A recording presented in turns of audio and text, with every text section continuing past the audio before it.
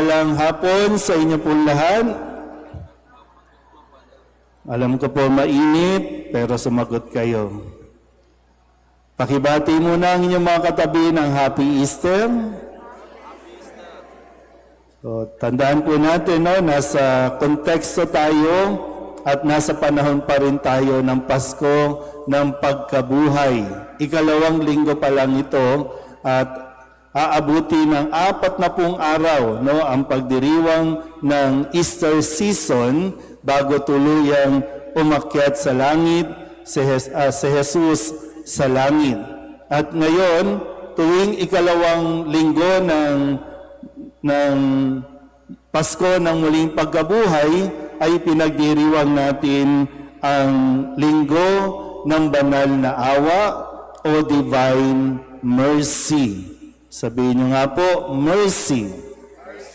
So mula sa salitang mercy, ating pong pagnilayan ang mensahe ng ating Panginoong Hesukristo at nawa, no, subukan natin namnamin at subukan po natin na pagnilayan dahil hindi lang ito basta panawagan na ipagdiwang, kundi ang panawagan ay isabuhay natin ito.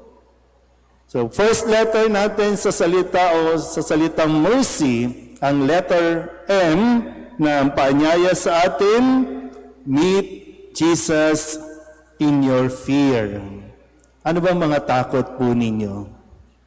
Sige nga, may mga takot ba kayo? Tatakot kayong mamatay, di ba? Natatakot nga kayong pag-usapan ng kamatayan. Pero isang bagay din, natatakot kayong harapin ang mga kaaway ninyo. Pati kaaway, natatakot tayong harapin yan, di ba? O kaya naman, yung mga inaway mo, natatakot kang harapin yan. Pero tingnan po natin, no, dahil sa Ebanghelyo na ginamit natin sa araw na ito, narinig natin na ang mga alagad ay nagtatago, nakapinid ang mga pinto, dahil sa kanilang mga takot. Kasabay na rin niyang takot ay yung kanila pong guilt. Pwedeng anxieties, kung siguro kung mayroon lang depression na salita noon, baka mayroon na rin nagpapadepress nung panahong yan. Pero bahagi nga ng kanilang nararamdaman yung guilt at yung isip na paano na tayo ngayon. Yung guilt na yung tumanggap sa kanila, si Jesus, tinatawag nilang Panginoon, pero nung mga nakalipas na araw, nung Huwebes Santo, lahat sila nagtakbuhan nang siya ay hulihin. Nung Biyernes Santo, wala din sila. Habang pinapahirapan si Kristo, sila nagtatago. Kaya isa ito sa guilt, no, na nararamdaman ng mga alagad na wala sila na mga panahon na naghihirap si Kristo. Wala sila at hindi sila naging matapang na ipakilala ang kanilang mga sarili na associated sila kay Jesus. Pero dito sa kabila niyan, kaya nga ito po, no, ay divine mercy. Kasi si Kristo ay nagpakita sa kanila sa kabila o sa gitna ng kanilang mga kinatatakutan. Hindi ko alam, no, kung naranasan nyo na ba na kayo po ay iwanan sa ere? Naranasan nyo na ba na kayo, yung feeling ninyo, niloko kayo? Pinabayaan kayo? At kung sakali na ganyan nga, naranasan ni Jesus, pero ipinakita ni Jesus na kung ano ang dapat gawin. Sabihin nyo nga sa katabi ninyo, huwag kang matakot. Kailangan lang talagang mas maging matapang tayo sa salita at konteksto ng pagpapaliwanag sa atin ni Kristo. Hindi kasi tunay na katapangan yung tao na dinadaan sa bisyo, dinadaan sa galit, dinadaan sa pagbulyaw. Minsan naman, ang tatapang natin mag-post sa social media, mura dito, mura doon, pero pagkaharap na, wala na, tameme na.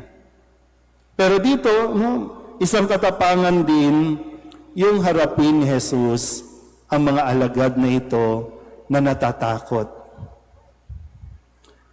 Next letter natin sa salitang mercy ay E. At ang panawagan sa atin, let us experience His peace.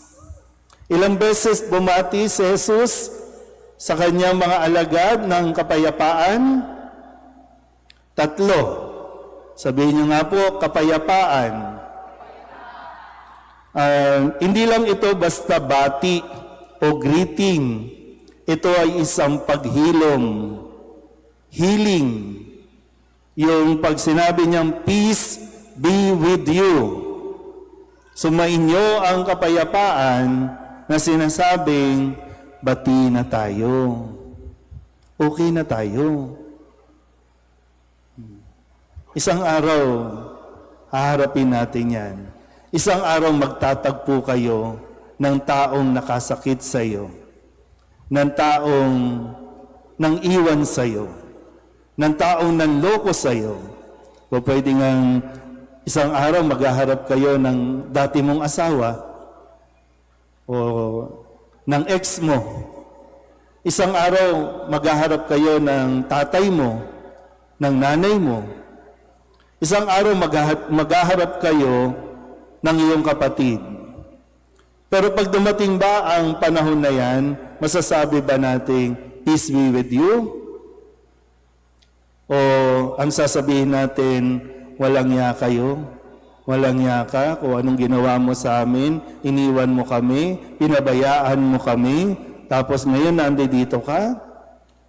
Kaya paghandaan natin yung oras at araw na pagkikita at sana nga ang masabi rin natin, peace be with you. Hindi ko alam, no? Sana magkaroon din tayo ng lakas ng loob talaga, no? Kapag nakaharap natin itong mga politiko natin na wala nang inatupag, kundi pataasin ang presyo ng gasolina, ay masabi natin, peace be with you talaga. Next letter ay R. At ano ang R? Ang paanyaya sa atin, receive His mercy. Kasunod kasi ng pagkasabi ni Kristong, peace be with you. Ang kasunod niyan ay tanggapin ninyo ang Espiritu Santo. Kasi ang Espiritu Santo ang magbibigay sa atin ng lakas para tayo ay makapagpatawad. Kaya nga ang sabi ni Kristo, ang patawarin ninyo ay pinatawad na nga. Ang hindi ninyo patawarin, mumultuhin kayo. Hindi. Ang sabi, ang hindi ninyo patawarin, hindi rin patatawarin. Pero kay Kristo, pinatawad niya na ang mga nakasakit sa Kanya, pinatawad niya na ang mga alagad niya, kasi yun yung mas magpapalaya. Hindi lang kay Kristo na nasaktan, kundi pati sa mga nanakit para mapalaya tayo. Next letter ay letter C. At ang C, ang paanyaya, come with your doubts. Marami tayong pagdududa. Ano ba? Kakayanin pa ba natin itong krisis na ito? Yung pagdududa na ano ba? May matino pa bang politiko na tutulong sa atin? Yung pagdududa na kaya pa ba nating makabiyahe? Isa nakakaawa din po talaga, no? Kaya nga, kailangan matuto tayong maawa. Mas biruin nyo, yung mga farmers, ilang buwan nilang inasikaso, yung kanilang mga tanim, panahon na ng pag-aani, pagtitinda, wala. Walang bumibili. Kung mayroon man, hindi mailako. Kaya ngayon, nabubulok na lahat ng kanilang mga inani. Yung mga mangingisda, wala na rin, hindi na makapalaot. Kasi ang puro ginagawa natin, puro ayuda. Akala naman, laking tulong ng ayuda. Akala naman, ang laki na ng nagawa nila sa ayuda. Yung 1,500, 3,000, isang araw lang. Pero isang buwan na maghihintay kung meron pa. Kaya dami nating pagdududa. Ang dami natin, Lord, totoo ka ba? Lord, lalo na siguro, hindi ko alam, may mga nasa ibang bansa na maya't maya may naririnig na pagsabog.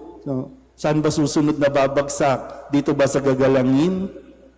Mamaya pang 3:30, babagsak na dito? Ano ba, masusurvive ba natin ito?